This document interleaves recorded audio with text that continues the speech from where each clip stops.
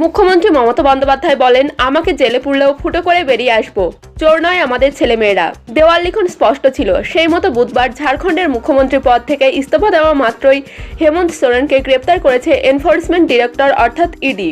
তার 24 ঘন্টা পেরোনোর আগেই বাংলার মুখ্যমন্ত্রী মমতা বন্দ্যোপাধ্যায় হুঁশিয়ারি সুরে বলতে চাইলেন, তাকে জেলে ঢোকানো হলেও তিনি বিজেপি বিরোধী লড়াই থেকে 1 ইঞ্চিও সরবেন না। বৃহস্পতিবার শান্তিপুরে সরকারি পরিষেবা প্রদান কর্মসূচি থেকে তৃণমূলের বিভিন্ন নেতার গ্রেপ্তারের প্রসঙ্গ উল্লেখ করে মমতা বলেন, আমাকে জেলে পুরলেও আমি জেল ফুটো করে বেরিয়ে আসব। যদিও হেমন্তের প্রসঙ্গ উত্থাপন করেননি মমতা। ঝাড়খণ্ডের সদ্য প্রাক্তন মুখ্যমন্ত্রীকে জমি দুর্নীতি মামলায় বুধবার গ্রেপ্তার করেছে ইডি। মমতার ওই বক্তব্যকে অবশ্য প্রত্যাশিতভাবে রাজ্য বিজেপির প্রধান মুখপাত্র শ্রমিক ভট্টাচার্য খোঁচা দিয়েছেন। তার কথায় মমতা বন্দ্যোপাধ্যায় অপরাজেয়, কিন্তু তিনি আর তার দল এবং সরকারের বিসর্জন ঠেকাতে পারবেন না। সময় ঘনিয়ে এসেছে, সেই কারণে হয়তো এই কথা বলেছেন।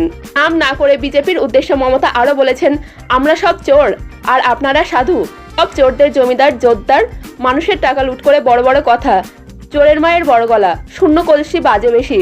সঙ্গে দলের কর্মীদের প্রসঙ্গেও শান্তিপুরের মঞ্চ থেকে মমতা বলে দেন, তাদের ছেলেমেয়েরা কেউ চোর নয়, হাতের 5টা আঙুল সমান হয় না, তাই বলে হাত কেটে দিতে হবে।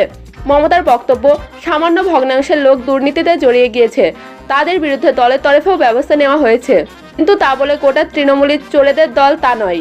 কোনো রাজনৈতিক দল ধারাবাহিকভাবে ক্ষমতায় থাকলে বেনজল ঢোকে। রাজনীতির কারবারিদের অনেকেই এই কথা বলে থাকেন। সিপিএম জমানাতেও 90-এর দশক থেকে এই আলোচনা ছিল বঙ্গ রাজনীতিতে। সম্ভবত তার রেশ টেনে বৃহস্পতিবার মমতা বলেন, সিপিএম থেকে কিছু লোক আমাদের দলে ঢুকিয়েছিল, তারা বিভিন্ন অন্যায় করেছে। পাশাপাশি কয়লা ও গরু পাচার নিয়ে বিএসএফ এবং বিজেপির বিরুদ্ধে পাল্টা অভিযোগ করেন মুখ্যমন্ত্রী মমতা বন্দ্যোপাধ্যায়। তিনি বলেন, গরু পাচার, কয়লা পাচার যা হচ্ছে তাতেই তৃণমূলের নাম করছে। গরু পাচার হচ্ছে সীমান্ত দিয়ে, ওখানে পাহারা দেয় বিএসএফ।